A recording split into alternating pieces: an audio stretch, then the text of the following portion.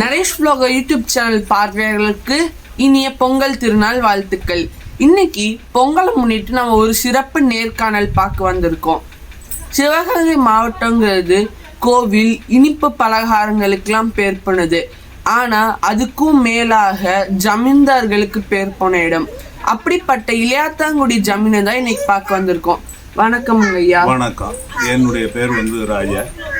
நான் இளையாத்தாங்குடி ஜமீன்தாரனுடைய வாரிசு. எங்கள் இந்த ஜமீன் எப்படி கிடைச்சிச்சு அப்படிங்கும்பொழுது, ராமநாதபுரம் ராஜா உடல்நிலை சரியில்லாமல் நம்ம கோயிலில் ஒரு வேண்டுதல் பண்ணி ரொம்ப அவருக்கு உடல்நிலை ரொம்ப பாதிக்கப்பட்டிருந்துச்சு. இந்த ஜமீன் எப்படி கிடைச்சிச்சு அப்படிங்கிறதுக்கு ஒரு கதை, உண்மையான கதை.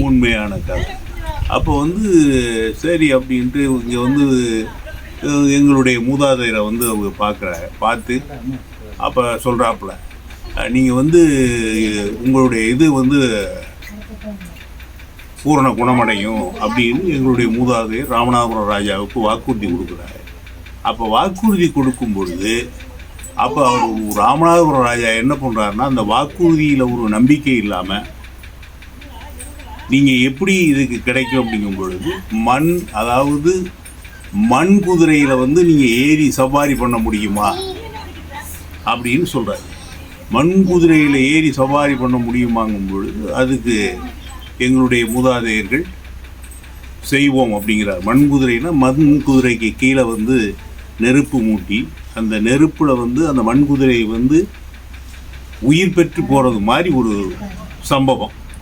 அது அந்த தெய்வத்தினுடைய படம், ஸ்ரீ கைலாசநாதன் வித்யாகல்யாணனுடைய படத்தினால அந்த இது நடக்குது. அன்னைக்கு இரவே உங்களுக்கு இந்த மாதிரி உங்களுடைய இந்த நோய் தீர்வாக விடும் அப்படின்னு எங்களுடைய பெரியவர்கள் சொல்கிறாங்க. அந்த நோய் ராமநாதபுரம் ராஜாவுக்கு தீர்வாயிடுது. அதனால் எங்களை இங்கே அந்த மன்னராக ஜமீன் பட்டத்தை கொடுத்து, இங்கே இந்த கிராமங்களை எங்களிடம் கொடுத்து, இந்த ஜமீன் பட்டத்தை எங்கள் மூதாதையர்களுக்கு கொடுத்து கிராமங்களையும் வழங்கி, இந்த கிராமத்தில் உள்ள வரி வசூல் அத்தனையும் இந்த ஜமீன்தார்கிட்ட வசூல் பண்ணுறது எங்களுடைய மூதாதையர்கள் வசூல் பண்ணி, இப்போ எப்படி அரசாங்கம் எப்படி கவர்மெண்ட் வசூல் பண்ணுறதோ அதே மாதிரி முன்னாடி ஜமீன்தார்கிட்ட வரி வசூல் பண்ணுறது. நிலவரியிலேருந்து அத்தனையுமே இவர் குறுநில மன்னர் தான். அப்புறம் அதுக்கப்புறம் வாரிசு பிரகாரம் வருகிறாரு. அப்புறம் என்னுடைய தாத்தா முருகப்ப வாச்சமகாளி தேவர்னு பேர். எனக்கு அடுத்து என்னுடைய ஃபாதர் பேர் ராமச்சந்திர தேவர் என்ற முருகப்ப வாச்சமகாளி தேவர். அவங்க ஜமீனாக இருந்தவங்க எங்களுடைய தகப்பனார். அதே மாதிரி எங்களுடைய மூதாதையர் முருகப்ப வாச்சமகாளி தேவர் ஜமீனாக இருந்தவங்க. அது ஜமீன் அபாலிஷன், அதாவது ஜமீன் ஒழிப்பு வந்தோடனே அது கவர்மெண்ட் டேக் ஓவர் பண்ணோடனே எடுத்துக்கிட்டோடனே அந்த வசூல்லாம் எங்கள்கிட்ட கிடையாது. ஆனால் அந்த மரியாதைகள் இது நாள் வரைக்கும் அந்த ஜமீன்தார் வீடு அப்படிங்கிறதுனால அந்த மரியாதைகள் இருக்குது. நாங்களும் கிராமத்தில் உள்ள அத்தனை மக்களையும் சந்தித்து நல்ல காரியங்கள் கெட்ட காரியங்கள் எதுவாக இருந்தாலும் நாங்கள் எங்களை வச்சு செய்வாங்க. அதே மாதிரி கிராமத்தில் இந்த எங்களுக்கு கட்டுப்பட்ட கிராமங்களில் ஒரு சின்ன கோவிலாக இருந்தாலும் சரி, எங்களுக்கு முதல் மரியாதை கொடுத்து, கோவிலில் முதல் மரியாதை கொடுத்து எங்களை எதிர்பார்த்து அந்த கிராமத்தில் கும்பாபிஷேகங்கள் மற்ற போக்குவரத்துகள் நடைபெறும். அதே மாதிரி இப்போவும் எங்கள் கோயில்களில் எங்களுக்கு இந்த முதல் மரியாதை என்பது இது நாள் வரைக்கும் நடந்து வருகிறது. ஐயா, இப்ப ஒரு ராஜாவுக்கும் ஒரு ஜமீனுக்கும் இருக்க வித்தியாசம் என்ன? அது இப்ப ஒரு ராஜாவுக்கும் இப்ப இருக்க காலத்துல அவங்களுக்கும் உங்களுக்கு என்ன டிஃபரன்ஸ்? ராஜாங்கிறது அவங்க ஒரு பெரிய மன்னர்கள். அவர்களால் அங்கங்கே நியமிக்கப்பட்டவர்கள் தான் ஜமீன்தார்கள். அரசர்களால் நியமிக்கப்பட்டவர்கள் தான் ஜமீன்தார்கள். அவர்கள் அவங்களுக்கு இவர்கள் குறுநில மன்னர்கள். அவர்கள் பரந்த ஏரியாவை அரசர்கள் ஆண்டு வந்தார்கள். அவர்கள் எல்லா இடத்தையும் பார்வையிட முடியாத அரசர்கள் மாதிரி இவங்களுக்கு பட்டம் கட்டி இவங்க ஜமீன்தார்களாக இருந்து வந்தார்கள். இந்த காலகட்டத்தில் ஜமீனுக்கும் அரசருக்கும் என்ன வித்தியாசம் இல்லையா? இப்போ உண்டு ஜமீன்தார்களுக்கும் அரசர்களுக்கும் இந்த காலகட்டத்தில் எல்லா ஜமீன்தார்களுமோ அல்லது அரச பரம்பரைகளும் மிகவும் ரொம்ப மோசமான பொருளாதார நிலைமையில் ரொம்ப பின்தங்கி தான் இருக்காங்க. வேறு எந்த அளவும் பெரிய அளவில் கிடையாது. ஏன்னா முடியாது. ஏன்னா அவங்க அவர்களுடைய மரியாதை இதுகளையெல்லாம் விட்டு கொடுக்க முடியாத சூழ்நிலையிலையும் இருக்காங்க. அதே நேரத்தில் ஒரு திருமணம் மற்ற போக்குவரத்துக்கு போகிறதுனா அவங்கள எதிர்பார்த்து அந்த கிராமத்தில் திருமணத்தை நடத்துகிறாங்க. அவங்களுக்கு ஒரு நல்லது செய்யும் பொழுது இவங்க பழைய மாதிரி எதுவும் செய்ய முடியலை. ஏன்னா இவங்களுக்கு பொருளாதார நெருக்கடி, பொருளாதாரம் அதிகமாக இல்லை. இந்த காலகட்டத்தில் ஏகப்பட்ட ஜமீன்தார்கள் மிகவும் நலிந்த நிலையில தான் இருக்காங்க. புரியுதுங்க. இப்ப இந்த ஜமீன் எவ்வளவு ஆண்டு பழமையானது, எத்தனை தலைமுறை உள்ளது? இதுல ஒரு அளவு தான் எனக்கு. ஏன்னா இந்த தலைமுறைங்கிறது எனக்கு ஒரு ஒரு 4 தலைமுறையாச்சும் இருக்கும்னு நினைக்கிறேன். எனக்கு அவ்வளவு சரியான ஒரு இது தெரியலை. அது இருந்து வர எங்கள் ஃபாதர் காலத்தோட இந்த ஜமீன் முடிஞ்சு போச்சு. அதுக்கப்புறம் ஜமீன்கிறது நம்ம பேரளவுக்கு மற்ற எங்களுக்கு வருமானமோ இல்லை ஜமீன்தார் வசூலோ அது கிடையாது. ஜமீன்கிற அந்த பட்டம், அந்த வசூல் பண்ணுறது, கவர்மெண்ட்ஸுக்கு வசூல் பண்ணி அரசர்களுக்கு கப்பம் கட்டுறது, இதெல்லாம் எங்களுடைய தகப்பனார் காலத்திலேயே முடிஞ்சிருச்சு. ஐயா, எனக்கு ஒரு கேள்விங்க உங்கள்கிட்ட. இப்ப இந்த ஜமீன் பல ஆண்டுகளா இருக்குல்லங்கய்யா, இதோட தலைமுறைகள், இப்ப இருக்க தலைமுறைகள் யாருன்னு எத்தனை பேர் சொல்ல முடியுமா? இப்ப இருக்க தலைமுறை எங்க தகப்பனாருக்கு 4 பெண் குழந்தைகள், 3 ஆண் குழந்தைகள். இப்போ நாங்கள் ஆண் குழந்தையில் இருக்கிறது 2 பேர் இருக்கோம். அதே மாதிரி பெண் குழந்தையில் ஒருத்தர் இருக்காங்க. பாக்கி எல்லாரும் காலமாயிட்டாங்க. வேறு இப்போ நான் வேலையில் இல்லை. ஒன்றும் அரசாங்க உத்தியோகத்துலேயோ மற்ற எதுவுமே இல்லை. ஏன்னா இந்த ஜமீன் குடும்பங்கிறதுனால இந்த கிராம போக்குவரத்து எல்லாத்தையும் பார்த்துக்கணும் அப்படிங்கிற ஒரே காரணத்துக்காக நான் வேலைக்கு போகலை. எனக்கு அடுத்து துரைராஜான்னு ஒருத்தர் இருந்தார். அவர் காலம் ஆயிட்டார். அவருடைய பையங்க. ஐயா, இந்த புரவி எடுப்பு கடந்த ஆண்டு நடந்துச்சுலங்க, அதோட முக்கியத்துவம் என்னன்னு சொல்ல முடியுமாங்கய்யா? அதனுடைய முக்கியத்துவங்கிறது இது இந்த ஜமீனுக்கு கட்டுப்பட்ட அந்த 10-12 கிராமங்களுக்கும் குதிரை எடுத்து அதில் உள்ள கோயில்களுக்கு கொண்டு அதை வைக்கிறது. அந்த கோயில்கள்லாம் உங்களுக்கு எல்லா புரவி எடுப்பும் நடத்தினா விவசாயம் எல்லாம் ஊர் செழிப்பாக இருக்குங்கிறது ஒரு மக்களுக்கிட்ட ஒரு எண்ணம். அதே மாதிரி அந்த புரவி எடுப்பு நடத்தும் பொழுது இங்கே சாமியாடிகள், மருளாடிகள் இங்கே அருள்வாக்கு மாதிரி சொல்லி அந்தந்த கிராமங்கள் நல்லா இருக்கணும், நல்ல விளைச்சல் பெறணும், நல்ல முன்னேற்றத்துக்கு வரணுங்கிறதுக்காக இந்த புரவி எடுப்பு நடத்துறது. இது ஒரு 36 வருஷத்துக்கு முன்னாடி நடத்துனது. நம்ம நரேஷ் வ்லாக் யூடியூப் சேனலில் அந்த புரவி எடுப்பை ஃபுல்லாக கவர் பண்ணியிருக்கோம். யாருக்காவது பார்க்கணுன்னா மேலே நான் டிஸ்கிரிப்ஷனில் லிங்க் தரேன், மறக்காமல் பாருங்கள். ஐயா, எனக்கு இன்னொரு கேள்வி. ஜமீன் ஒழிப்பு சட்டம் வந்ததுக்கப்புறம் இப்போ நீங்கள் அரசாங்கத்துக்கிட்ட ஏதாவது சொல்லணும்னு நினச்சிங்கன்னா அது என்னவா இருக்குங்க ஐயா? இல்லை, ஜமீன் ஒழிப்பு சட்டம் வந்ததுக்கப்புறம் உங்களுக்கு பெரும்பான்மையான ஜமீன் குடும்பங்கள் நலிவுற்று தான் இருக்காங்க. அதாவது ஒரு வாழ்க்கை தரம் ரொம்ப பெரிய அளவில் உயர்ந்த இதில் கிடையாது. ஏன்னா அவங்களுக்குள்ள சூழ்நிலைகள், பல செலவுகள், போக்குவரத்து இருக்குது. இன்றைக்கி கவர்மெண்ட், அதாவது மன்னர் ஒழிப்பு சட்டம், அதே மாதிரி ஜமீன் ஒழிப்பு சட்டங்கள் அனைத்தையும் கொண்டுட்டு வந்துட்டாரே தவிர அவருடைய வாழ்க்கை தரம் இப்போ ஒரு தேவைகளுக்கு போனால் அந்த கிராமங்களுக்கோ அல்லது கல்யாணம் இதுகளுக்கெல்லாம் போனால் அவங்களுக்கு செலவுகள் நிறைய இருக்குது. அதை அவங்க மெயின்டைன் பண்ண முடியலை. இப்போ கவர்மெண்ட் சாதாரணமாக மகளிர் உதவித்தொகை இந்த மாதிரி சில நிறைய இலவசங்கள் போக்குவரத்தெல்லாம் கொடுக்குது. மன்னர் மானியம் நிறைய மன்னர்கள் எல்லாம் ரொம்ப கஷ்டப்பட்டுக்கிட்டு தான் இருக்காங்க. அதே மாதிரி ஜமீன் குடும்பங்களும் கஷ்டப்பட்டுக்கிட்டு தான் இருக்குது.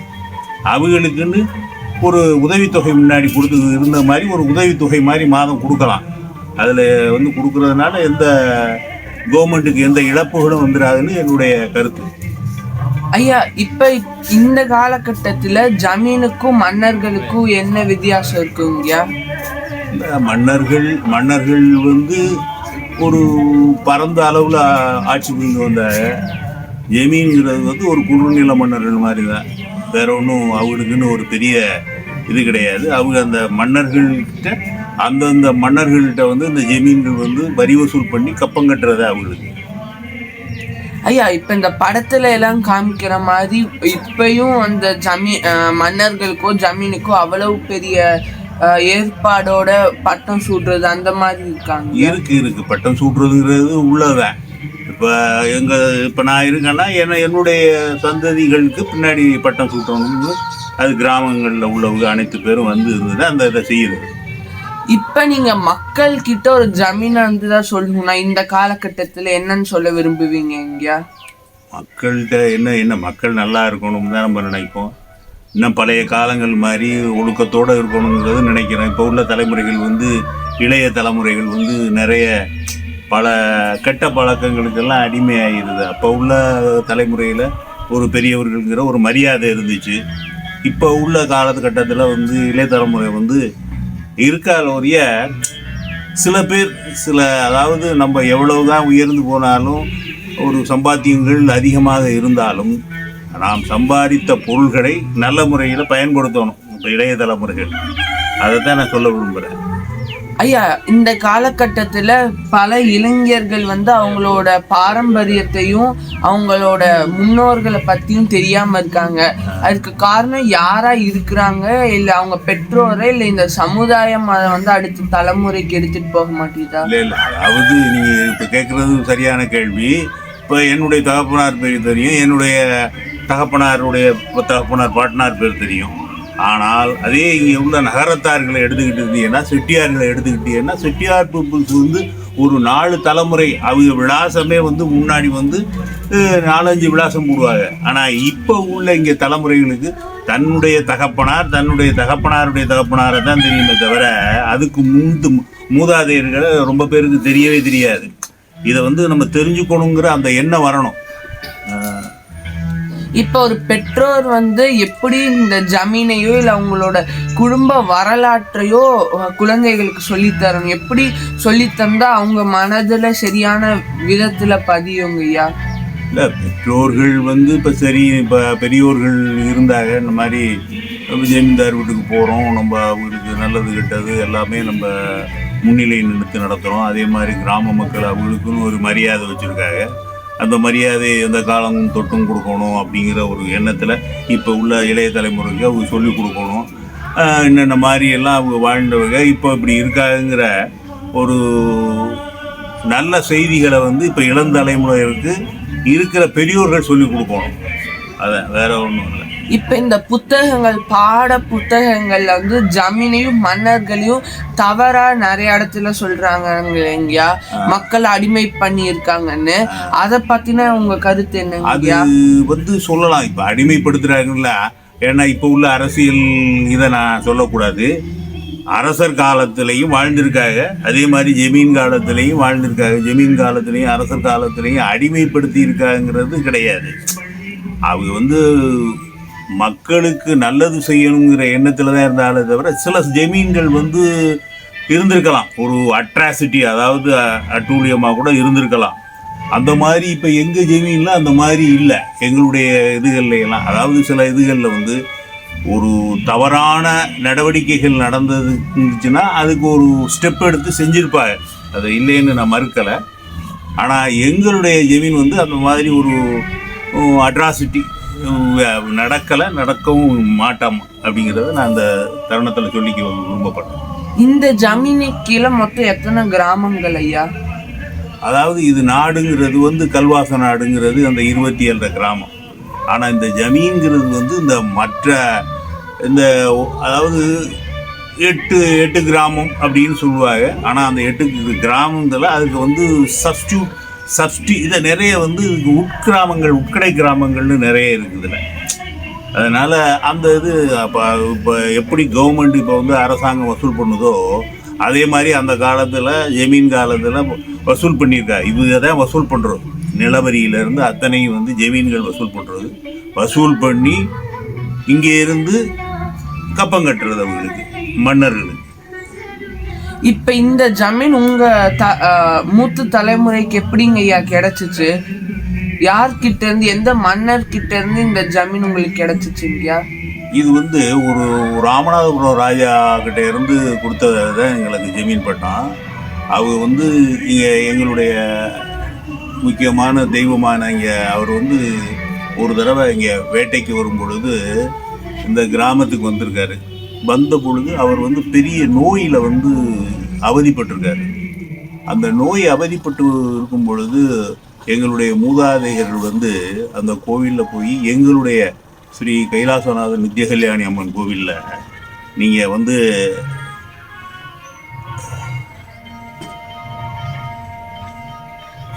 அவருக்கு சொல்லியிருக்காப்புல, நீங்கள் விருப்பப்பட்டீங்கன்னா அந்த தெய்வத்தை நீங்கள் வேண்டினீங்கன்னா உங்களுடைய தீராத நோய் தீரும் அப்படிங்கிற. அப்போ மன்னர் வந்து எங்களுடைய மூதாதையருக்கு ஒரு அதை நீங்கள் சொல்கிறத நாங்கள் எப்படி நம்புறது? அப்போ நான் உங்களுக்கு ஒரு சோதனை மாதிரி வைக்கிறேன், அதை நீங்கள் செஞ்சீங்கன்னா உங்களுடைய தெய்வம் வந்து அதை செஞ்சிச்சுன்னா நான் சொல்கிறத கேட்குறேன் அப்படிங்கிறாரு.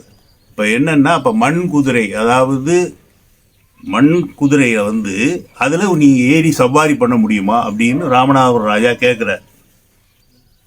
முடியும், என் தெய்வ பலத்தினால, எங்களுடைய தெய்வ பலத்தினால அது முடியும் அப்படிங்கிற எங்களுடைய மூதாதையர்.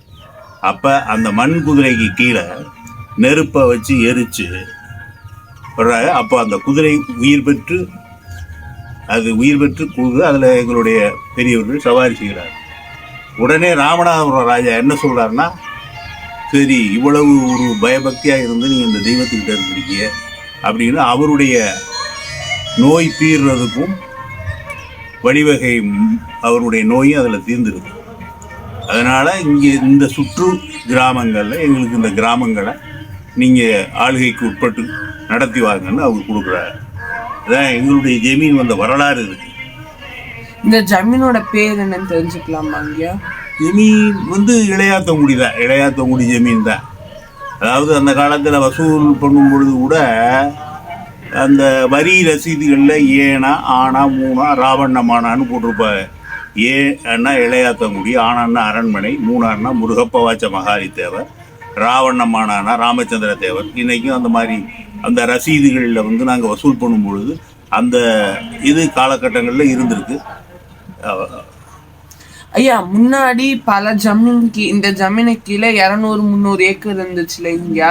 அந்த ஒழிப்பு சட்டத்துக்கு அப்புறம் அந்த நிலம்ல யாருக்கு போச்சு, என்ன ஆச்சு, உங்கள்கிட்ட இப்ப எவ்வளவு இருக்குதுங்கய்யா? இந்த ஜமீன் ஒழிப்புக்கு அப்புறம் அந்தந்த கிராமத்தில் உள்ள அவங்களே வந்து அவங்கள்ட்ட ஒப்படைச்சி இனாம் செட்டில்மெண்ட்டு அது மாதிரி சில இதுகள், அதே மாதிரி பூஜகர்கள் அவங்களுக்கு செய்ய வேண்டிய இதுகள்லாம் அவங்க பேருக்கே பட்டா வந்துருச்சு. இப்போ இருக்கிறது எங்கள்கிட்ட வந்து ஒரு குறிப்பிட்ட நிலங்கள் தான் இருக்கும். இருந்துச்சுன்னா ஒரு 50 ஏக்கருக்குள்ளே இருக்கும், அவ்வளோதான், வேற ஒன்றும் அதிகம். இப்படிப்பட்ட அற்புதமான கருத்துக்களை சொன்னதுக்கு நன்றிங்கய்யா. இது மாதிரி நம்ம நரேஷ் வ்ளாகர் யூடியூப் சேனலில் நிறையா பேட்டிஸ் வரும். ஸோ மறக்காமல் லைக், ஷேர், சப்ஸ்கிரைப் பண்ணி பக்கத்தில் இருக்க பெல் ஐக்கானை கிளிக் பண்ணிக்கோங்க. எங்களுடைய இந்த நல்லாண்டில் என்னுடைய இனிய புத்தாண்டு மற்றும் பொங்கல் வாழ்த்துக்களை தெரிவித்துக் கொள்கிறேன். நரேஷ் வ்ளாகர். நன்றி, வணக்கம்.